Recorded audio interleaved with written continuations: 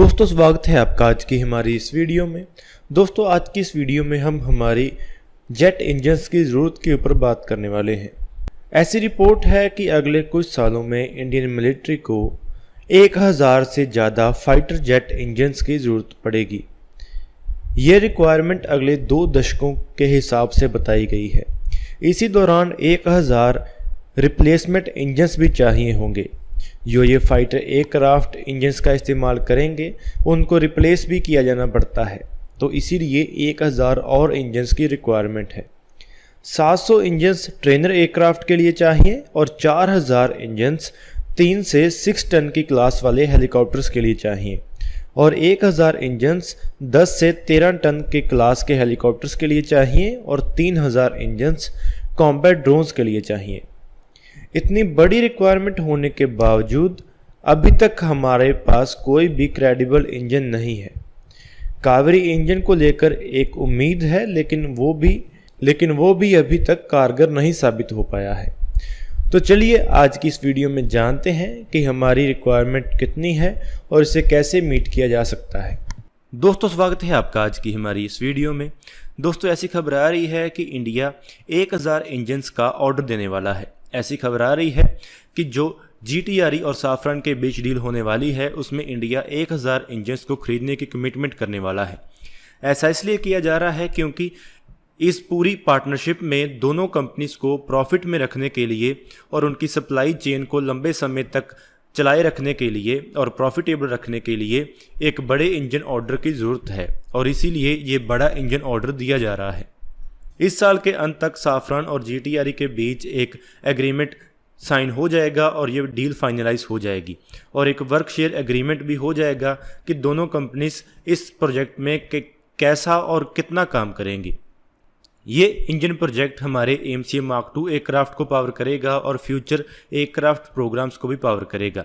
Safran और GTRE मिलकर एक डील साइन करने वाले हैं जिसमें एक 110 kN से लेकर 120 kN के थ्रस्ट क्लास वाले इंजन को डेवलप किया जाएगा जो कि AMCA Mark II प्रोग्राम में लगाया जाएगा और इसका एक फ्यूचर वेरिएंट जो कि 130 kN के ज़्यादा के थ्रस्ट वाली क्लास का होगा। इंडियन एयरफोर्स ने 80 AMCA Mark II और 40 AMCA Mark I एयरक्राफ्ट को खरीदने की कमिटमेंट की है और एक एयरक्राफ्ट की पूरी सर्विस लाइफ में 6 इंजन चेंजेस होंगे और Mark I एयरक्राफ्ट के लिए 4 इंजन चेंजेस होंगे, यानी कि इस AMCA प्रोग्राम अकेले के लिए ही 640 से लेकर 700 इंजन तक की ज़रूरत होगी। तेजस Mark II और twin engine deck based fighter aircraft को भी नया इंजन ऑप्शन मिलेगा जब वो अपनी मास प्रोडक्शन में एंटर होंगे, लेकिन ये इंजन स्वैप ऑप्शन केवल 2040 तक ही मिल सकेगी। Initially AMCA Mark I general electric के F414IN S6 इंजन द्वारा पावर किया जाएगा जो कि 98 kN की क्लास वाला 98 kN की थ्रस्ट क्लास वाला है। इस 1000 इंजन की जो कमिटमेंट की गई है उसमें अलग अलग स्पिन ऑफ प्रोग्राम्स भी शामिल होंगे जिसमें एक ज़्यादा पावर वाला 130 kN का इंजन शामिल होगा और एक छोटा ड्राई 75 kN वेरिएंट का इंजन शामिल होगा जो कि अगले 30 से 40 सालों में अलग अलग एयरक्राफ्ट के लिए डेवलप किए जाएंगे। इससे पहले भी हम बात कर चुके हैं कि एक बहुत बड़ा ऑर्डर इस प्रोजेक्ट में दिया जाएगा जिससे ये फ्रांस के लिए बहुत ज़्यादा प्रॉफिटेबल प्रोजेक्ट होने वाला है। तो चलिए अभी उसके बारे में और ज़्यादा जानते हैं। तो चलिए शुरू करते हैं। इससे पहले साफरान और GTRE के बीच इस इंजन के इंटेलेक्चुअल प्रॉपर्टी राइट्स और ट्रांसफ़र ऑफ टेक्नोलॉजी को लेकर सहमति नहीं बन रही थी। भारत को ऐसा आश्वासन दिया गया था कि भारत को इसके कोर इंजन के लिए टेक्नोलॉजी ट्रांसफ़र मिलेगा। भारत इसमें इम्प्रूवमेंट्स भी कर पाएगा और इसके साथ ही इस इंजन के क्रिटिकल कंपोनेंट्स को इंजन सर्विस लाइफ के दौरान अपग्रेड भी कर पाएगा। लेकिन फिर भी साफरान इसमें जॉइंट IP राइट्स रखना चाहता है, यानी कि जो इंटेलेक्चुअल प्रॉपर्टी राइट्स होंगे वो साफरान और GTRE दोनों के पास बराबर होंगे। भारत के पास इसके एक्सपोर्ट को लेकर सभी राइट्स होंगे और हमें इस इंजन को एक्सपोर्ट करने के लिए साफरान से परमिशन नहीं लेनी पड़ेगी। लेकिन अगर इन इंजन्स को किसी और एयरक्राफ्ट के ऊपर लगाना है तो इसके लिए साफरान की परमिशन चाहिए होगी। साफरान को ये इंश्योर किया गया है कि साफरान सभी इस इंजन के फ्यूचर वेरिएंट्स के लिए डिफ़ॉल्ट कंसल्टेंट होगा। यानी कि अगर इसका एक अपस्केल्ड 130 kN इंजन बनाया जाता है या इसका ड्राई इंजन वेरिएंट बनाया जाता है तो इसके लिए साफरान के साथ कंसल्ट किया जाएगा।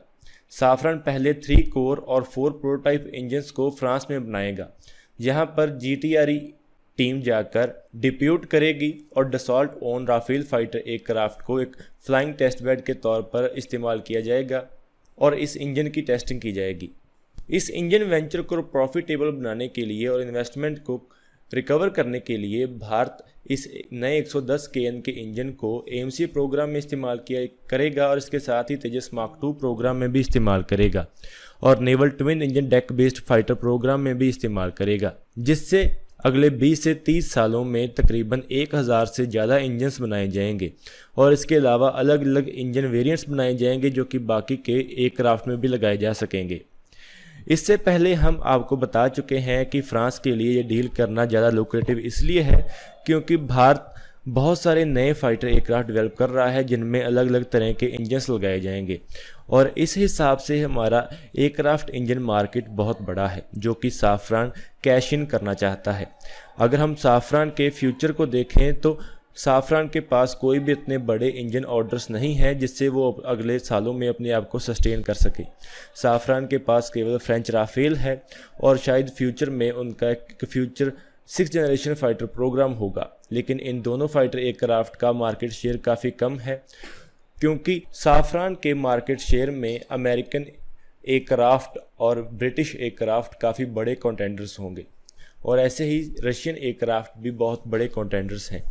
तो साफरान अपने आप को सस्टेन करने के लिए भारतीय मार्केट में एंटर होना चाहता है और इसीलिए वो अपनी टेक्नोलॉजी देकर ये गैम्बल कर रहे हैं कि वो भारतीय मार्केट में बहुत लंबे समय तक सेल कर पाएंगे और अपने आप को रेलेवेंट रख सकेंगे और ऐसा करने के साथ वो काफ़ी लंबे समय तक अपना बिजनेस जनरेट कर पाएंगे और प्रॉफिटेबल रहेंगे। तो चलिए अभी इस डील के बारे में जानते हैं कि इसमें और कौन से एस्पेक्ट्स हैं और ये इंजन कैसा होने वाला है।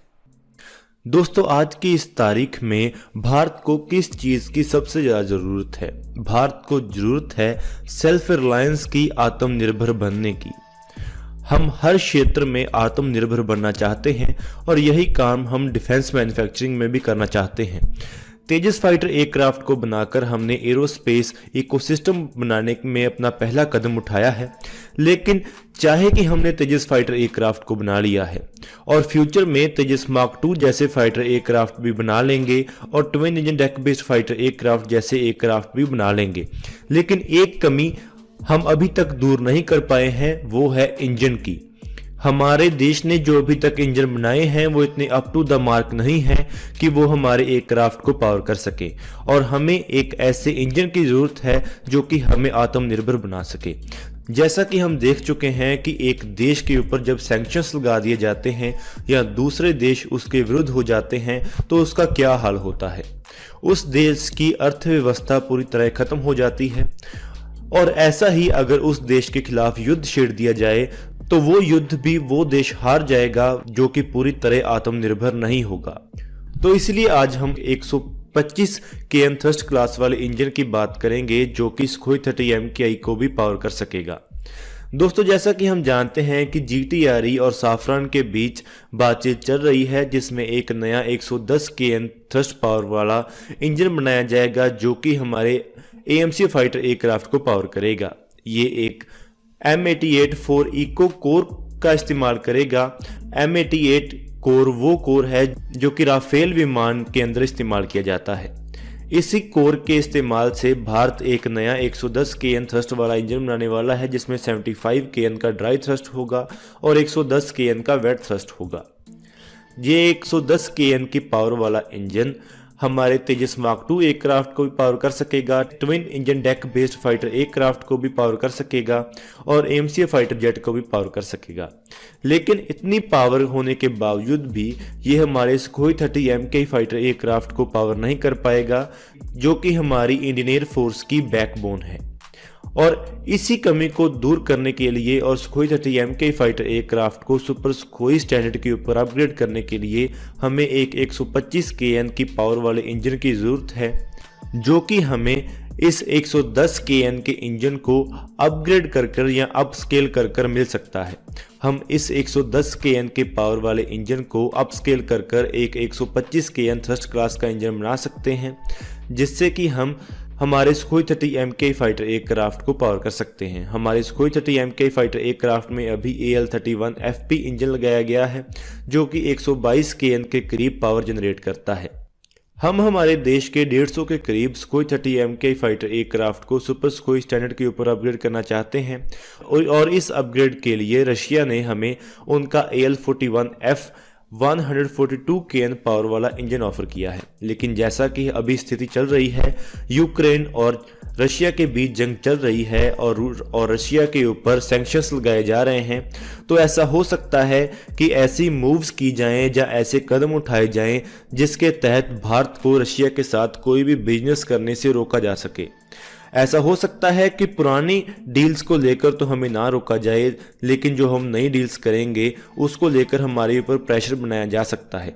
तो ऐसा हो सकता है कि ये सुपर सुखोई अपग्रेड हमें खुद करनी पड़े और या किसी वेस्टर्न कंट्री के साथ करनी पड़े। तो क्योंकि ये एक रशियन प्लेटफॉर्म है, तो रशिया भी ये नहीं चाहेगा कि इसमें किसी वेस्टर्न इंजन का इस्तेमाल किया जाए या किसी ऐसी इक्विपमेंट का इस्तेमाल किया जाए जिससे कि उनको कोई हानि पहुंचे। तो हम एक ऐसे इंजन का इस्तेमाल कर सकते हैं जो कि हमने खुद मिलकर बनाया है और फ्रांस के साथ मिलकर बनाया है, जो कि एक 125 kN थ्रस्ट क्लास का इंजन होगा, जो कि हम इस एयरक्राफ्ट में इस्तेमाल कर सकेंगे। ऐसा बताया गया है कि इंडो फ्रेंच कंपनीज इतनी कॉन्फिडेंट हैं कि एक 125 kN के इंजन को बनाया जा सकेगा, जो कि 7 साल से कम के समय में फ्लाइट टेस्ट के लिए तैयार होगा और 9वें साल में ये प्रोडक्शन में एंटर हो जाएगा। और इसके साथ ही ये इंजन ऐसे बनाया जाएगा कि ये भारत के ड्राई और ह्यूमिड एनवायरनमेंट में अच्छी तरह काम कर सके। यहाँ पर आपको बता दें कि ऐसी पहले भी खबरें आती रही हैं कि जो वेस्टर्न इंजन्स हैं वो इंडियन क्लाइमेट के अनुसार अच्छी तरह काम नहीं करते हैं और इनका थ्रस्ट इंडियन एनवायरनमेंट कंडीशंस में 10 से 15% कम हो जाता है और इसके कारण इनकी परफॉर्मेंस के ऊपर काफ़ी असर पड़ता है। लेकिन जो इंजन हमारे देश में खुद बनाया जाएगा और जो हमारे क्लाइमेट कंडीशंस के हिसाब से ट्यून्ड होगा, वो हमारे क्लाइमेट कंडीशंस में बहुत अच्छी तरह काम कर सकेगा।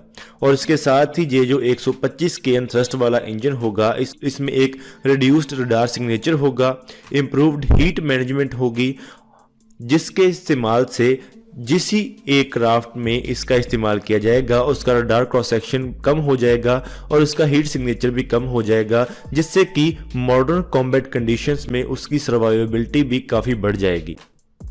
और इसी के साथ ही हमारा देश या DRDO एक ही तीर से 2 शिकार कर लेगा।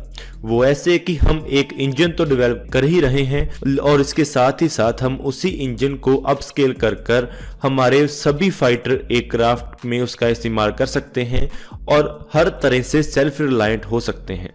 तो इसीलिए ये प्रोजेक्ट हमारे लिए काफ़ी इम्पोर्टेंट होने वाला है और इसी प्रोजेक्ट में आगे चलकर एक 125 kN थ्रस्ट क्लास वाला इंजन ज़रूर डेवलप किया जाना चाहिए। तो दोस्तों, आज की इस वीडियो में इतना ही। अगर आपको ये वीडियो अच्छी लगे तो आप इसको जरूर लाइक और शेयर करें। Thanks for watching this video. जय हिंद, जय भारत।